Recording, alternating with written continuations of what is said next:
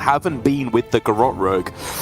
Again, I hate to bring it up. Technically, we saw a missed lethal from Fury Hunter, but it was one that took like the entire community like 20 minutes to find before someone posted it on Twitter. I believe Raphael was the first person I saw who actually got the lethal there, proving how difficult that one was. Whereas mostly it's been Mozaki Mage we saw right at the start of the tournament, a big blunder there, a couple of just misplays, subtle misplays on OTK Demon Hunter as well, I would argue.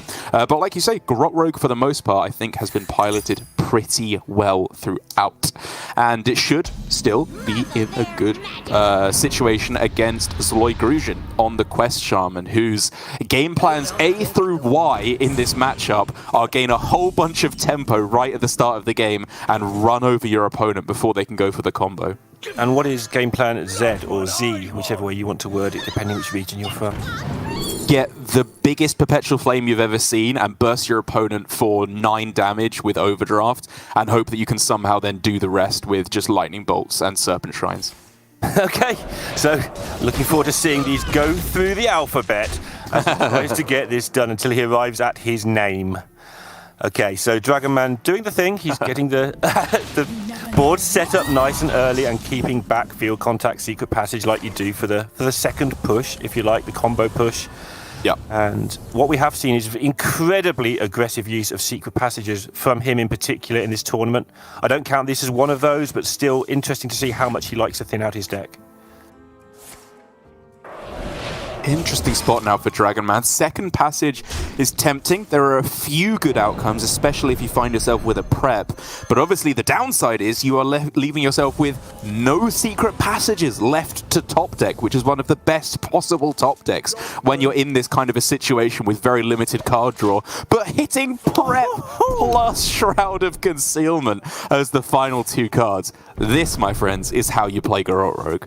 Yeah, and he has just consistently done this. Every match I've seen him in, at least, has been just, I'm going to passage if I've got a mana, and I'm just going to see what I can remove from the deck. If it's nothing, so be it, but sometimes you hit the jackpot like that, and now he's in a super strong position.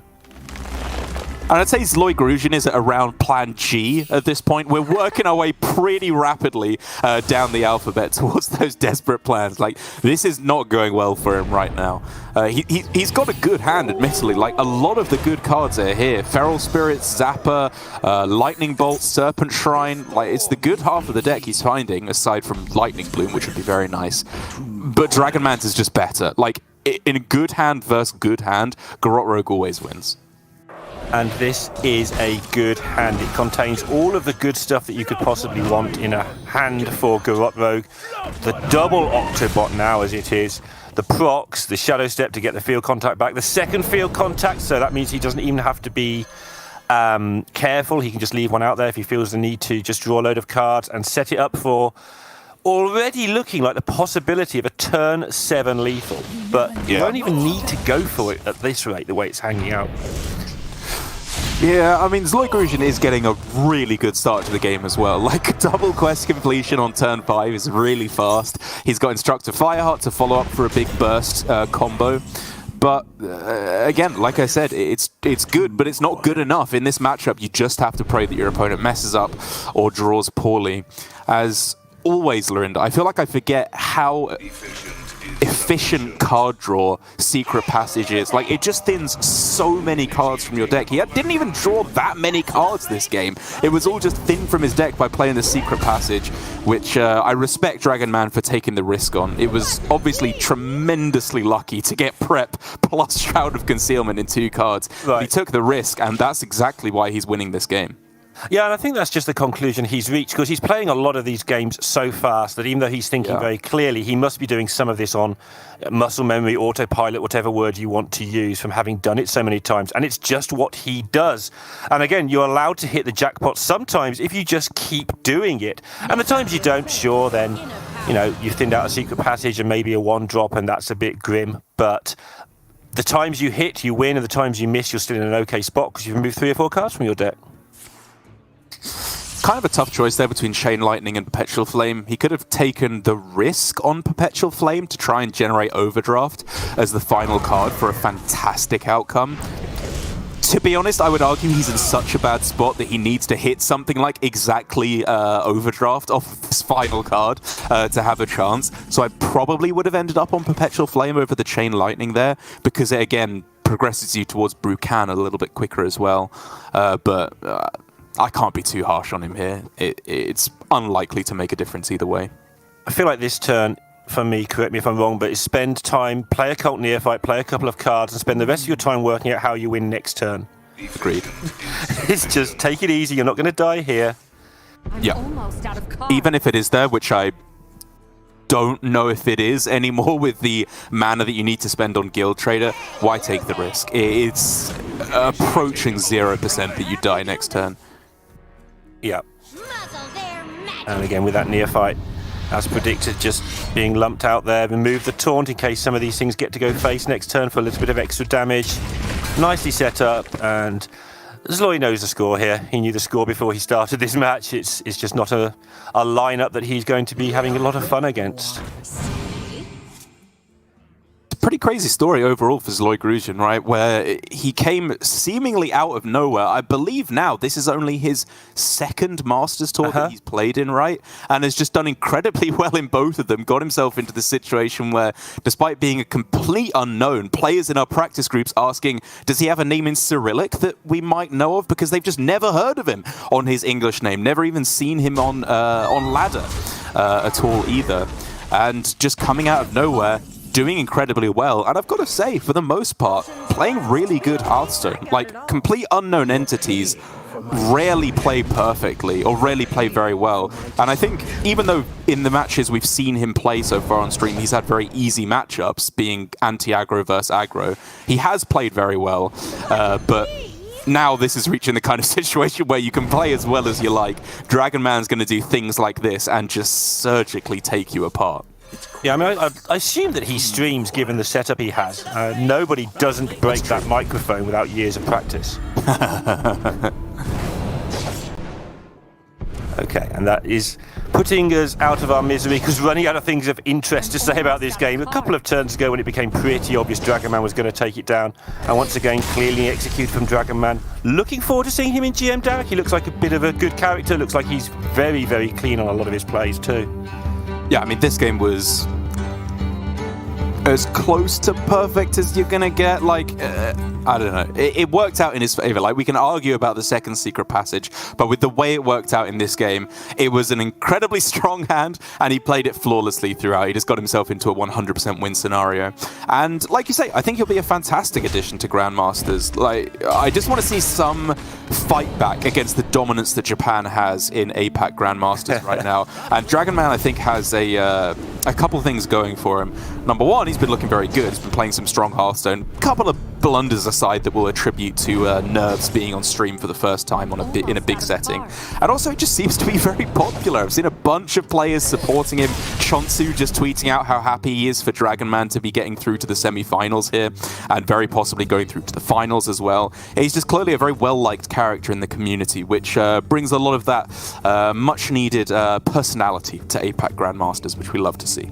And why wouldn't you be very popular when you bring Brute Demon Hunter in November 2021 to anything at all? It's here. It's nerfed Brute Demon Hunter. The deck that it has been in winning lineups before a long time ago, but I think we'd all just written it off as dead, right? I think our practice group, or the practice group I keep an eye on at least, had a list of 25 to 30 decks, and this was, I think it might have ended up at the bottom of the list. This is a deck we've remembered exists sort of tier, but right. Nobody really talks about it. I mean, I'm trying to think when was the last time we saw Brute Demon Hunter in a Masters Tour, because there was the one right after X-Blies had his famous stream where he just seemed to win endlessly on this deck, and a whole bunch of people started submitting it. Was it like Zhou Chen Yu? Yeah, I think Silver Moon, that I think was the last really good success with Brute Demon Hunter. Either way, whatever you might say, To be honest, I actually kind of think it's an underrepresented deck right now. We can argue that OTK Demon Hunter is just a better version of what the deck is trying to do, but I do think they achieve subtly different things. And as I've been saying, one of the praises I was heaping on Jambray for his lineup that relied on big minions and the lack of hard removal in the game right now. If you can get 2 or 3 6/7s and 7/8s with taunts, in the vast majority of matchups, that just wins you the game right now. So I think specifically for this Master Sword, DragonMan hit a really nice niche in the metagame with this Brute Demon Hunter. Yeah, we've been talking, obviously, for the last 3 days about how if a giant sticks, then it's probably going to be okay. The problem is for Handlock at the moment is that giants are slow, cumbersome beasts right now, but brutes are fast, lithe animals that just jump into play like this very early on in the game. Oi, oi, oi. Philosophy able to come down to give put another brute in the hand. Are we going for that now? I guess probably. You're going to have to play the Glide to outcast it anyway, and then you lose the effect as well. So I think just going for it to get another brute in hand does make sense. And honestly, if brutes are in hand, it's just more exciting for me because I love watching the brutes do their thing. Unless it's happening to me, then I wonder, why are you playing brutes? Okay. Okay, now we're talking. Okay. The direct intake of breath, why are we talking? Well, he's got himself Lightning Bloom. Like, he had a hand that is admittedly still very low on actual threats, but Lightning Bloom can really start to unlock a lot of that potential. Like, for example, now I was going to say you pick Steward of Scrolls because it allows you to put a big minion online and also potentially discover one of the proactive spells like Serpent Shrine or Charged Call, sorry. But he's instead going with the Imprisoned Phoenix, which is a little surprising. Doesn't have too much in his hand that benefits from it right now. But if we look specifically at that Landslide, +2 spell damage is actually one of the few ways that you can kill off multiple brutes in the same turn. And given that he's already seen the philosophy from his opponent, maybe he's using that information against him to give himself the possible chance of clearing up those brutes. It's going to have to wait a couple turns before it comes down, but if it does, it could be game-winning for ZloyGruzin. Yeah, and I was about to say that it looks like there won't be any brutes there for a couple of turns, so it looks like a good choice. But here we are, a few seconds later, and that comment would have been rendered absolutely useless because the brutes are here a turn early, and the Phoenix isn't going to rise from the ashes quickly enough to deal with them, at least on the first swing. But maybe he can get enough done on the second swing. Yeah, ZloyGruzin does still have a couple of pretty powerful plays. Like, Bloom completes the quest, so he has 6 mana to work with on this turn, which could be Bloom Devolving, if you're feeling frisky and just want to try and snipe off a couple of brutes, or, of course, just Bloom Wandmaker, plus the Hex as well is a little bit more sensible, you could argue. Yeah, I think we've learned our lesson. We've seen so many devolved brutes just not get much smaller, right? Because there's still 8 drops at the end of the day. If you hit it once, sometimes bad things can happen. Ooh. Yeah, that's kind of bad. You don't want to give other 8 drops. They're probably just better than a brute. Okay. That looks okay. He's not dead this turn. With the Phoenix popping back to life next turn. Unfortunately, though, as ZloyGruzin goes there to express his discontent, the Landslide's gone. Phoenix is going to wake up next turn, but with the Glide coming in, there is no guarantee that he has the answer. And with these cards, it doesn't look like he is getting an answer to this brute because he has Serpent Shrine to deal 5. That's not going to cut it on its own. Feral Spirits and Lightning Bloom are nice to complete the quest, but they don't answer this big, fat problem staring him down in the face. Yeah, and looking at DragonMan's hand, even in the world where this big fat problem was dealt with, there's more problems on the way in the next couple of turns. There's so much card draw plus a Kurtrus going on. And anyone who's played against any form of Demon Hunter recently will realise this is not the spot for you. But the wave has been dealt with. These brutes are not going to connect for damage over, apart from the one that's hit once. So we do go into the second phase, and there's the Lion's Frenzy, and the second phase will begin. And can we just appreciate DragonMan using Lion's Frenzy is just a cool sentence. That is something I very much appreciate. Okay, I can go with that, I think. Yeah, sure. I said over 100 people who don't play card games might disagree, but let's go. Yeah, I mean, it's not actually cool like going out and having friends, but, you know, it's a very close second. Okay. But revolve. Awkward. Okay. That caravan draws 1-drops from your deck? Question mark? I'm going to go with. I honestly don't know. I've never seen a caravan played once in my life. But the Rhino certainly does not hurt to potentially get a little bit of extra chip damage for DragonMan. How's he actually going to connect face with this Lion's Frenzy? That's the next question. Oh no, don't worry, there's more brutes. I mean, is it just lethal on this turn? Like, he can go Soulshare plus Rhino to deal with the Taunt. There you go. I don't think it's lethal on this turn, but he's drawing a lot of cards here, especially if he goes Soulshare to draw Fragments, which is more cards. Weapon, Lion's Frenzy, okay, that draws another off of the Death Rattle. I mean, if it's not lethal, he needs to be slightly careful, right? Because he'll run out of cards. He's still got another Glide, though, I think, which is probably how you actually get lethal on this turn. Yeah, I think he'll be fine, but for the first time since I've been watching him, he's actually not been so sure about one or two of his decisions. He needs to go. Does feel, yeah, a little unsure. I mean, he's got to go. I felt like maybe Soulshare should have been used earlier on in the turn in order to draw more cards immediately. But that is not the case, as ZloyGruzin is playing us a song of discontent there on his little...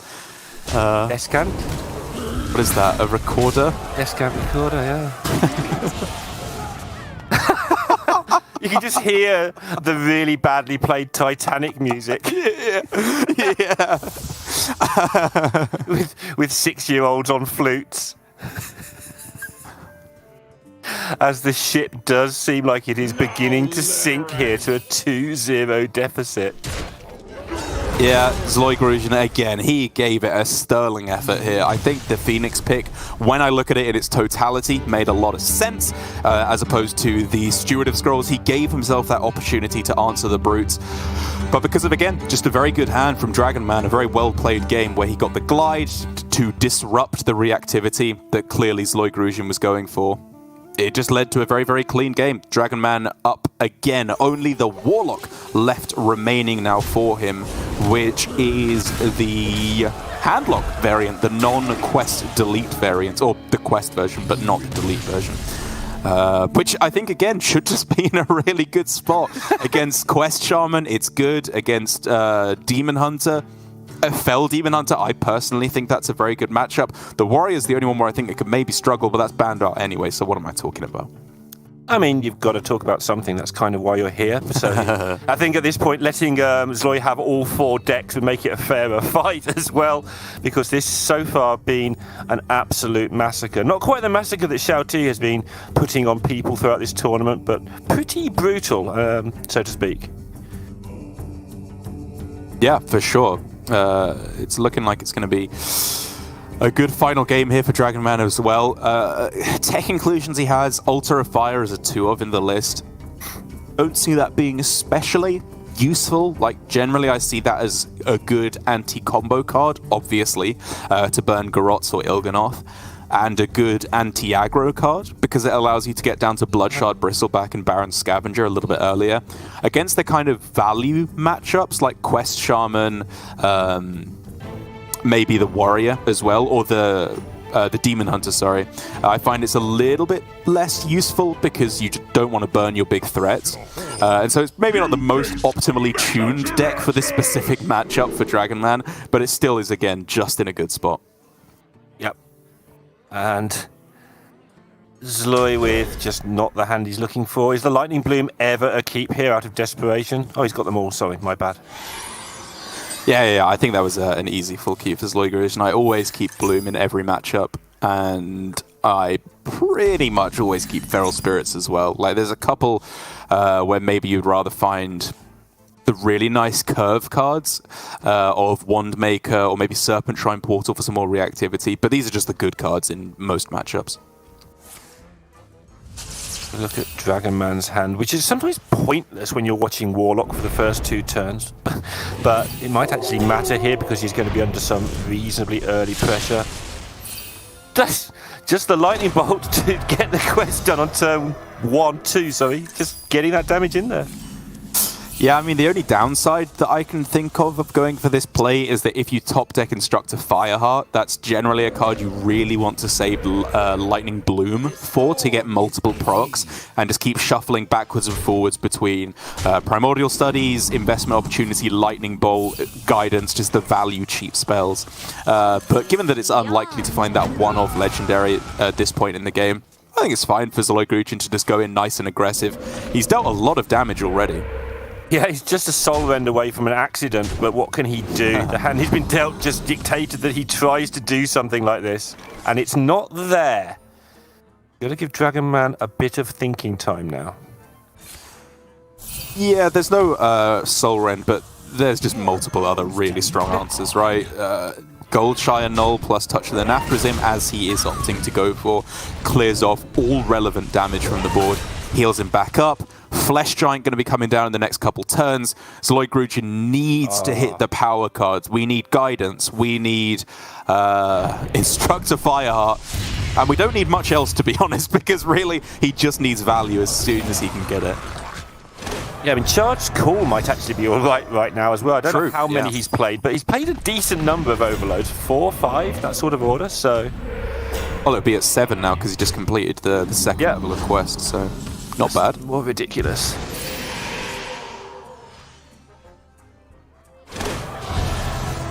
Nowhere near activating Bristlebacks or anything.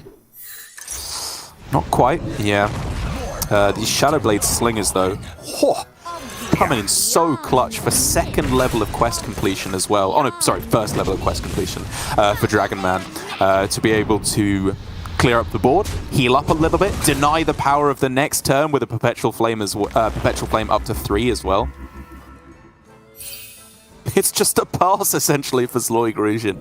Oh, and on this side, I'm counting whether it's lethal. I know it's not, but he's got so much damage out there. I actually had to have a look to make sure it wasn't lethal just briefly there. Soul Rend, you're late, but it doesn't matter. Yeah, it really is. DragonMan, I think, not even wanting to tap, or you would tap first here in this instance. Again, what do you lose to in this instance? It's Fireheart, Bloom, Bolt, Bolt, Bolt, Bolt. Like, it's some absurd nonsense like that. And given that that is not available, I think this is going to be one of the fastest semi-finals, one of the fastest series that we've ever seen. It's Flame. Get lucky. It can get lucky, I guess. But even then, you're overloaded for 1 million. You're still being hit for 10 very probably next turn with the Battlemaster. But it's something.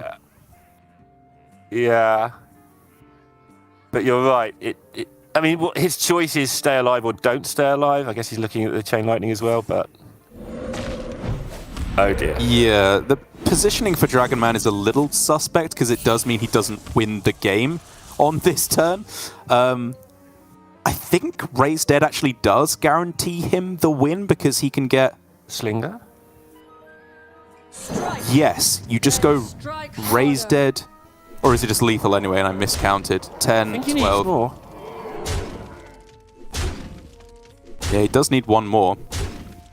But the Slingers are both alive, which is unfortunate for him. Okay. I don't know. I think there was maybe a slightly more likely way to get there in this instance.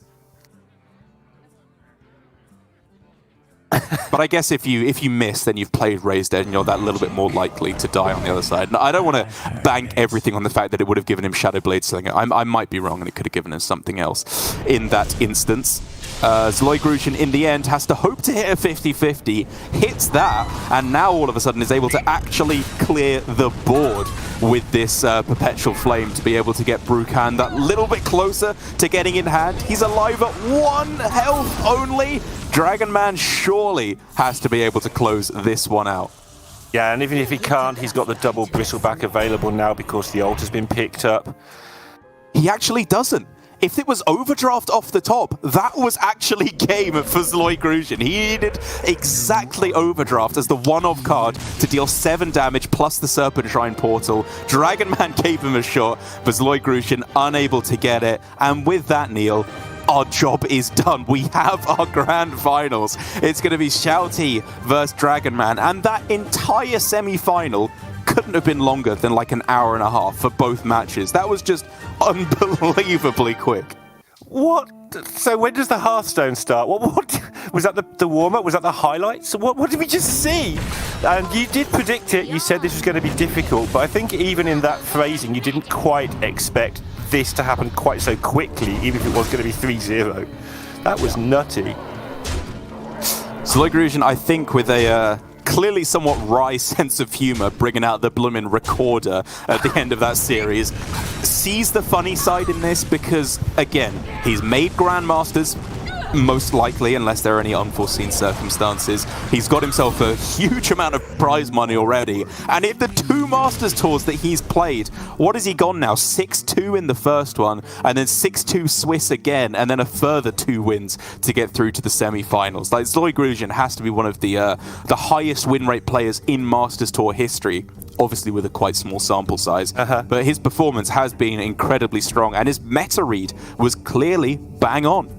Have to get a little bit lucky to queue into a lot of aggro to get here, but ZloyGruzin took that risk, it paid off, gets all the way